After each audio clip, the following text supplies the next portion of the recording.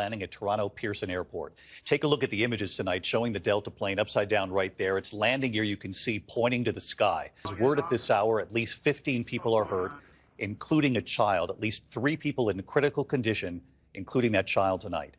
This evening, investigators already on the scene. You can see the engine on the plane still, but both wings are gone. The right wing torn off completely. And what our own aviation expert, pilot Steve Ganyard, said about that got our attention tonight. Why that wing coming off might have saved some of the passengers on this plane.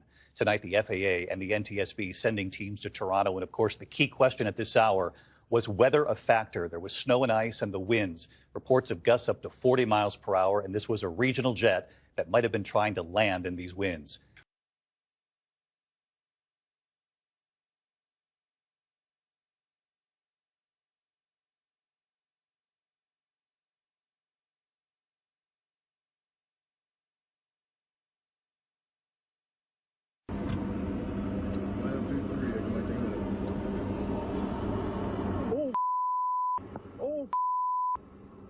Oh, no, no, no, no, no.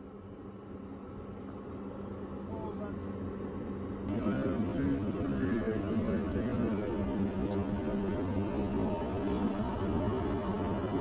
Oh,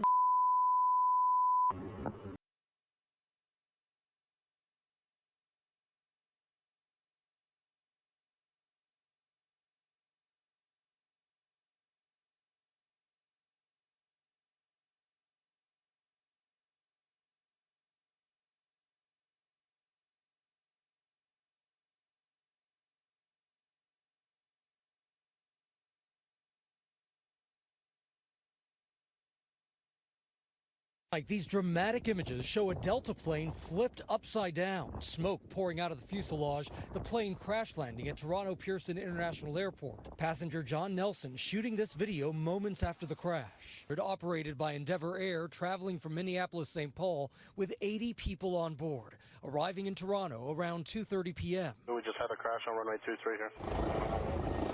Emergency crews racing to the scene. 17 people transported to area hospitals, a pediatric patient, a man in his 60s, and a woman in her 40s critically injured. Remarkably, no one killed. When they came to a halt, everybody is upside down. So there are going to be injuries just getting the seatbelts out and falling to the ceiling and getting out that way.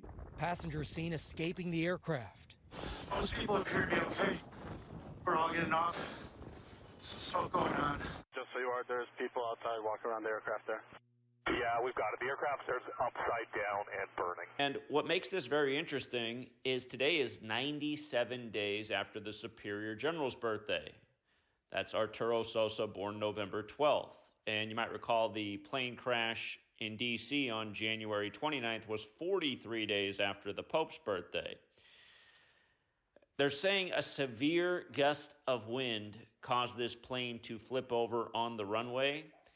As crazy as it sounds, remember, the first act of weather warfare ever admitted to was August 15th, 1952, on the Jesuit order's birthday. So do we live in an age where the Jesuits, who have infiltrated 112 nations' militaries per their own admissions, do we live in an age where they have the technology to purposely time a severe gust of wind that could flip a plane? I mean, it sounds wild, but at the same time, what else is really going on here with all the plane crashes, all the ritualism, all the Jesuit fingerprints on every last one of them?